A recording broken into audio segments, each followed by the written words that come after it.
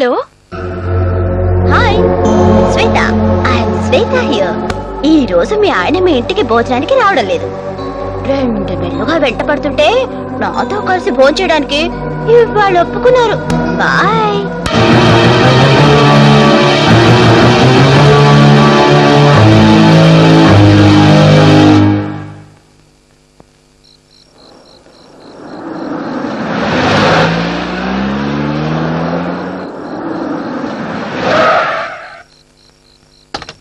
Driver sir, draw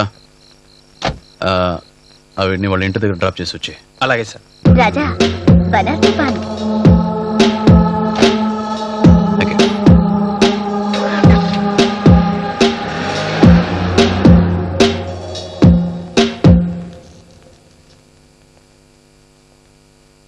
hi మేఘనా,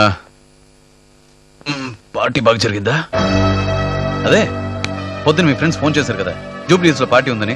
కానీ మీ ఆయన మాత్రం తీసుకురావద్దు, వాడొక బోరు జిడ్డు పార్టీ. నేను మాత్రం రమ్మన్నారు కదా, ఆ పార్టీకి వెళ్ళావా? నేనెక్కడికి వెళ్ళలేదు. ఎవరా బనారసి పాన్? బనారసి పానా? శ్వేత ఏదో ట్యూటోరియల్ కాలేజ్ లో పార్ట్ టైం జాబ్ చేస్తుంది.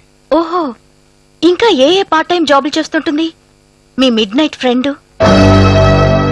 మేఘనా, సాటి ఆడదానికి మర్యాద ఇచ్చి మాట్లాడు. ఆడదానిలో ఉంటే ఖచ్చితంగా మర్యాద ఇస్తాను. ఇంకో ఆడదాని మొగుడికి పాన్లిచ్చి అర్ధరాత్రి షికార్లు కొట్టే ఆడదానికి మర్యాద ఇవ్వాలా? మేఘనా,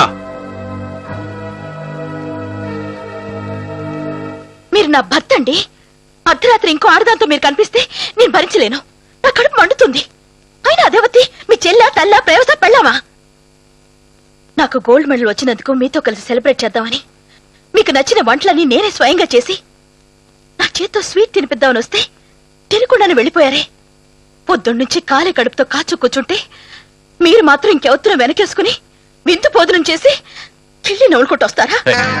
చూడు, నీ ఫ్రెండ్స్ వచ్చేసరికి నోట్లో పెడుతున్న స్వీట్ ని ప్లేట్ లో పడేసి వెళ్ళిపోయి నువ్వు కదా. ఇది మరీ బాగుందండి. ఇంటికి వచ్చిన అతిథుల్ని గౌరవించడం మన బాధ్యత. అదే, ఆ బాధ్యత నువ్వు చాలా బిజీగా ఉన్నావు. నేను చాలాసేపు వెయిట్ చేశాను, నువ్వు రాలేదు.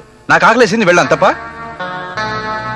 అయినా నా కోసం వెయిట్ చేయొద్దు, ఫోన్ చేసి పడుకోమని ఫోన్ చేయించాను. వంట మనిషి చెప్పలేదా? ఆ ఫోన్ రిసీవ్ చేసుకున్న వంట మనిషిని నేనేనండి. నా ఆనందం గురించి, నా ఆకలి గురించి, నా గురించి ఎంత తేలిగ్గా మర్చిపోయారండి. ఎంత మారిపోయారండి మీరు. మారుతున్నది మారిపోయింది నువ్వు. నేను మారిపోయినా కాదా? గుళ్ళో నీ ఫ్రెండ్స్ తమ మొగుళ్ళని నీకు గర్వంగా పరిచయం చేస్తుంటే నువ్వు మాత్రం నీ మొగుడిని కార్ డ్రైవర్ల దూరంగా నిలబెట్టా. దగ్గర పిలిచావా? పరిచయం చేసావా? దూరంగా ఉండనిస్తే తప్పు, దగ్గరకు పిలిస్తే తప్పు. పరిచయం చేస్తే పరువు తీరని గ్యారంటీ లేదుగా. గ్యారంటీ? గ్యారంటీ లేనిది నాకు మేఘనా. నీ పక్కన నా స్థానంలో నాకు గ్యారంటీ లేదు. నీకు భర్త అయినందువల్ల ఈ సంఘంలో నా గౌరవానికి నాకు గ్యారంటీ లేదు. నీ మనసులో నా పట్ల ప్రేమకు గ్యారంటీ లేదు. అంతేకాదు, నా వ్యక్తిత్వం. ఇంకేం మాట్లాడకండి, నాతో రండి.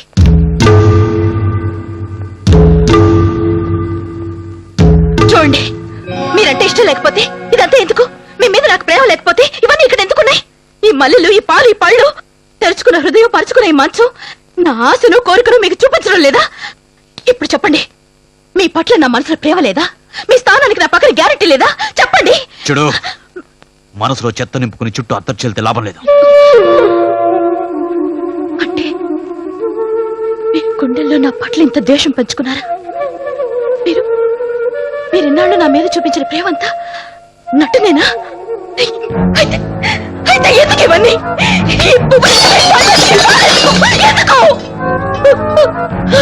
ఎడం చేత్తో పట్టుకుని కుడి చేత్తో తోసిస్తూ నువ్వు ఎవరిని దగ్గర తీసుకోలేవు, నువ్వు ఎవరికి దగ్గర కాలేవు.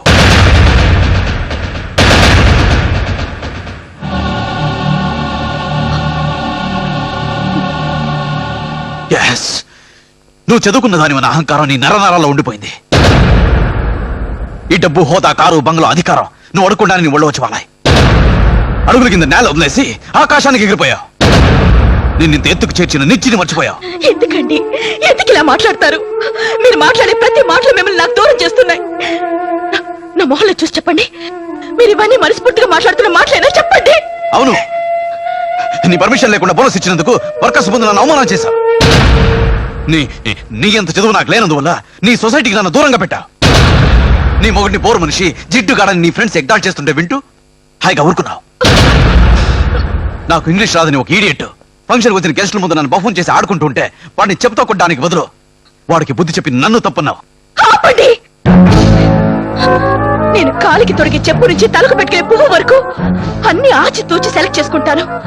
నా భర్త విషయంలో కూడా చాలా పర్ఫెక్ట్ గా సెలెక్ట్ చేసుకున్నానని అనుకున్నాను. కానీ అది పొరపాటని ఇన్నాళ్ళకి తెలిసింది. నా వయసు వేడిని వరపనుకుని నన్ను ప్రేమించారు. మీ నాన్నగారి చేత శభాష్ అనిపించుకునేలా నా ఎంబీఏ డిగ్రీకి తాళి కట్టారు. బిజినెస్ మేనేజ్ చేయడం చేత కాక నన్ను ఎంపీని చేశారు. నేను పదవులు ఎదుగుతూ అందరి చేత శభాష్ అనిపించుకుంటుంటే మీరు తట్టుకోలేకపోయారు. నేను ఎవరితోనైనా మాట్లాడతామంట, ఎవరికైనా సలహాలు ఇస్తే మీకు అవమానం. ఈ బిజినెస్ లో డేర్గా ఏదైనా నిర్ణయం తీసుకుంటే మీకు అసహ్యం. నా చదువుని, సంస్కారాన్ని, సభ్యతను చూసి మీకు ఇన్ఫీరియారిటీ కాంప్లెక్స్. Shut up! అలా అనుకోవడం నీ అహంకారం. అహంకారం కాదు, సెల్ఫ్ రెస్పెక్ట్. ఆత్మ గౌరవం లేని మనిషే కాదు.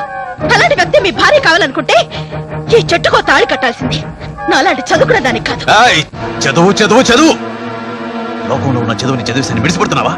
లోకంలోని చదువంతా నేను చదవలేదు, కానీ మిమ్మల్ని మాత్రం పూర్తిగా చదివాను. మిమ్మల్ని మొదటిసారి కలిసినప్పుడు మీరొక మూసిన పుస్తకం అని, దాని నిండా ప్రేమ ఉందని భ్రమపడ్డాను. మేఘనా, నువ్వు నా ప్రేమ గురించి నువ్వు మాట్లాడదు. వెళ్ళిపో, దూరంగా వెళ్ళిపో. వెళ్ళిపో అని బెదిరిస్తే బెదిరిపోవడానికి నేనేం భయపడే మనిషిని కాను. కానీ పెళ్లి అనే గొలుసు మన ఇద్దరిని కట్టిపడేసింది. అదంత సులభంగా తెగదు. ఎందుకు తెగదు? వివాహ జీవితం కాలడం ప్రారంభించాక విడాకులు పెట్టుకోవడం చాలా చాలా మంచిది.